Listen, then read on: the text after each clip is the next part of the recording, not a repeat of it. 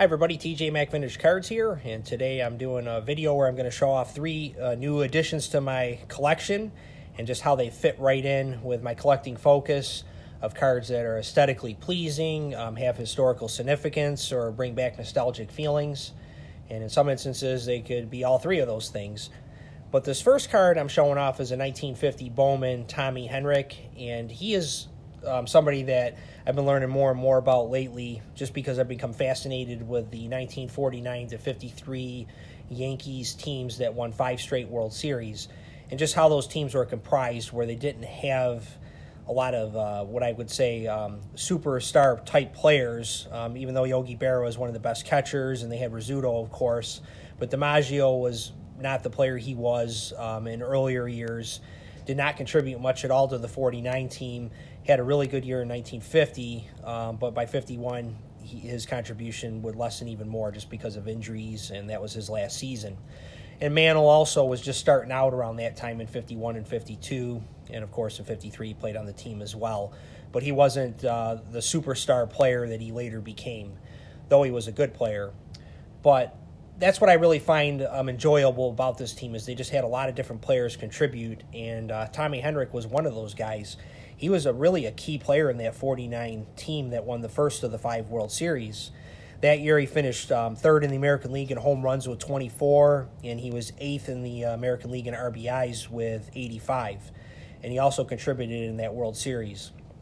But my favorite part of what I read about Henrich is that he was a hard-nosed player who rarely criticized his teammates, and they respected him, and they gravitated towards him as their natural leader. Now, he was never named the Yankee captain, but he was the captain in fact, if not in name, which I think means more. Unfortunately, injuries caught up to Henrich, and he retired after the 1950 season, but he did win 4 World Series in his career, and he made 5 All-Star teams. And he played from 1937 until 1950, and he was the last teammate of Lou Gehrig to die when he passed away in 2009. And Henrich has a really interesting background. He started his love of baseball by playing softball because they didn't have any baseball teams in his area when he was growing up. And he lied about his age, saying he was born in 1916 instead of 1913, so he could show that he didn't have as much baseball experience but didn't want to appear older. He was signed by the Cleveland Indians in 1933, but he never made the big club with them, and he was very frustrated. So in 1937, he wrote Judge Kennesaw Mountain Landis, who was the baseball commissioner at that time, a letter asking for him to be relieved of his contractual obligations with the Indians, and Landis granted it. So he really became an early free agent, so to speak, and he ended up signing with the Yankees in 1937 and playing for them that year. Unfortunately, he lost 3 full seasons to the war, which is great that he served his country, but his baseball career was put on hold like many players at that time. So I do think it impacted his overall greatness because of that. He was one of those guys that really could have used those extra numbers to help with a potential Hall of Fame case that he's never going to get now, which is something I've said before that really frustrates me from that era because these men ended up serving their country. But I'm really excited to add this one to my collection. I'm going to show you a little bit more of a close-up view of the card. Now, Mel Allen gave him the nickname of Old Reliable because there was a railroad called the Louisville-Nashville Railroad at that time, and they had a route that went from Ohio to Alabama that was known for its reliability in providing steadfast service. So that's where he got that nickname, Old Reliable. And he was also called Mr. Clutch as well because he was a timely hitter of the day. But what I really like about this card is you have this full profile here of him in his pinstripe uniform, taking a swing there. As you can see, you love the blue socks, the sleeves, and then the blue cap, and you can a little bit there see the Yankee insignia on it. But what's really cool is you can see a crowd filing in, and you got this gentleman here that looks like he's staring at this posed image here of Henrich swinging the bat. So just a really nice image that fits in with what I like about having these types of cards in my collection. And now I'm just going to show you just some different ways that I set these cards up. Look at these 3 great cards depicting great players in baseball history setting up here next to each other. Just love the images here. You got the full body shot of Allie Reynolds, Yogi Berra in his catcher's gear of the day, squatted down, and then a swinging Tommy Henrich. Just really love to look at these 3 cards together. thought it would be fun to show the 7 cards that I have from the 49 to 53 dynasty teams here in their pinstripe glory. Just like that there's different photos here depicting these players with obviously the painted over photos, and just love the smaller Bowman cards from this time. So I'm going to add some others to this group. I'm not building a team set or anything like that. I'm just trying to add the key contributors. I'll eventually get a 52 mantle. I'm going to try to get a grade 5 in that. It's going to take me a little while to do, but I just want to really capture as many of the players that contributed to these Yankees teams that I can. Next card I'm showing is this 1979 Topps Donnie Shell, who's recently inducted into the Hall of Fame, and he was a safety with the Pittsburgh Steelers. He began his career in 1974 with the Steelers as an undrafted free agent, and he wasn't really a starter, I believe, until 1977.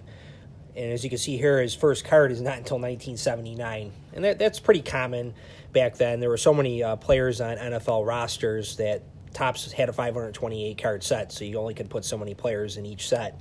So sometimes it would take a little while for a player to get his first card. And in the case of Donnie Shell, he was an all-pro safety 3 times in his career. He again won 4 Super Bowls with the Steelers, and he ranks 32nd all-time in interceptions with 51. Now, he was nicknamed the Torpedo due to his superior closing speed, and he would have this eagerness to launch himself into running backs twice his size. A perfect example of this was when the Steelers faced the emerging Oilers in a battle for the AFC Central supremacy, and there were divisional bragging rights on the line. And you had Houston with the Love You Blue crowd that they had back in the day, and they were in this frenzied pitch. And the Oilers' offensive game plan was just to pound the Steelers' defense with a heavy dose of the freight train running back Earl Campbell. Now, early in this game, Campbell broke free before being hit so hard by Shell that Campbell fumbled the ball and ended up leaving the game with a broken rib. This was a momentum-changing play that helped Pittsburgh win the game 13-3, and the Steelers, of course, also won the Super Bowl that year as well. And it was Mean Joe Green who said, "It was the only time I was ever relieved to see a player walk off the field." And Donnie Shell was responsible for that. Here you have the core of that great Steelers defense here shown in the Joe Green rookie from 1971 Topps, L.C. Greenwood, who's not a Hall of Famer but should be, Jack Ham, who of course is a Hall of Famer, one of the best outside linebackers ever, and these cards are a grade 7, and the Ham is an 8 for those who want to see the grades. And then you got a Mel Blount in a grade 8, and then Jack Lambert in a grade 7 from the 76 Topps set. But I want to add this one to it in the Donnie Shell. And here you can see you have the 2 great guys up front in defensive tackle, Joe Green, and the defensive end, and L.C. Greenwood, the 2 linebackers in Ham and Lambert, and then the secondary with Mel Blount and Donnie Shell. So the Steelers were really loaded at all 3 levels of their defense, which of course is one of the reasons, or big reasons, why they won 4 Super Bowls in the 1970s. So this 6-card grouping here is considered complete in my book, and I'm just really thrilled to have such awesome defensive players into my card collection. Last card I'm showing today is this 1973 O-Pee-Chee rookie card of Hall of Fame defenseman Larry Robinson, who was part of the Canadiens dynasty that won 4 straight Stanley Cups from 1976 to 1979. And he was known as Big Bird due to his curly locks and long, tall, and skinny frame. Robinson was an intimidating force on the ice, and he had no problem mixing it up and pushing the opposition around in front of the net or along the boards. And I attached a video clip below. It's a 2-minute video, and if you're interested, you should watch it, of Robinson hitting Flyers right wing Gary Dornhofer, so hard in the 1976 Stanley Cup finals that he damaged the boards where he popped into them with his elbow. And they had to stop the game to bring out maintenance crew to fix the boards before the game could continue on. Really just an amazing hit, and Dornhofer just got knocked right on his butt. Really, really cool play. And Robinson was a do-it-all defenseman. He could play his zone, but he was also a very offensive-minded defenseman. He won 2 Norris trophies in 1977 and 1980. as well as 6 total Stanley Cups in his career. And he played 20 seasons in the NHL. And at the time of his retirement, he played more postseason games than any other player in NHL history. So now I'm going to show you who I'm matching him up with from those Dynasty Canadian teams. Here you have the 1971 O-Pee-Chee Guy Lafleur, who was the best forward in the NHL, I think, for a short period of time in the late 70s before Wayne Gretzky came into the league and really took off. And then next to him is Ken Dryden, who was the possibly the best goalie of the 1970s and one of the best goalies of all time, who was also instrumental in those Stanley Cup winning teams of the Montreal Canadiens at that time. So I wanted to add in the best defenseman, I think, of those teams in Larry Robinson. So now you have these 3 rookie cards, just an awesome trio of Canadians. And I'm just a big fan of the history of hockey, and just, once again, pleased to have these cards in my collection. And, some of the times I think when we build our collections over so many years, you look back and you see what you've put together, and it really is just you want to pinch yourself sometimes that you were able to, just amass cards that really bring out these feelings of nostalgia and just appreciation for the history of the game. And I'm just very grateful to have these cards and be able to assemble them. So everybody have a great weekend, and look forward to putting out another video in the future.